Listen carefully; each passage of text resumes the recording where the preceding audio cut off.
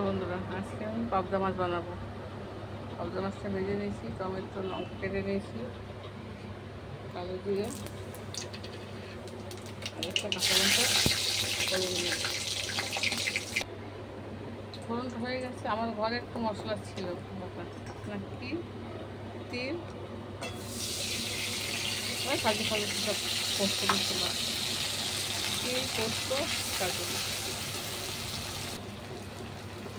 একটু লঙ্কার গুঁড়ো দিয়ে দেবো, কালারটা সুন্দর হবে দেখতে। এরকম বন্ধুর মশলা কষা হয়ে গেছে, এবারে একটু হালকা জল দিয়ে দেবো।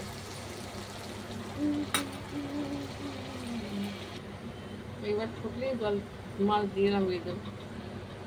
জলটা ফুটে একটু গোলমরিচ দিয়ে দিই, একটু গোলমরিচটা খাই আমরা। মাছটা দিয়ে দিচ্ছি, পরে দেখাচ্ছি। একটু মধুরে এবার নামিয়ে দেবো। এ দেখুন আমার সর্ষে পোস্ত দিয়ে দিয়ে বাদাম ফাদাম দিয়ে যা ছিল দিয়ে আমার পাবদা মাছের ঝাল হয়ে গেছে।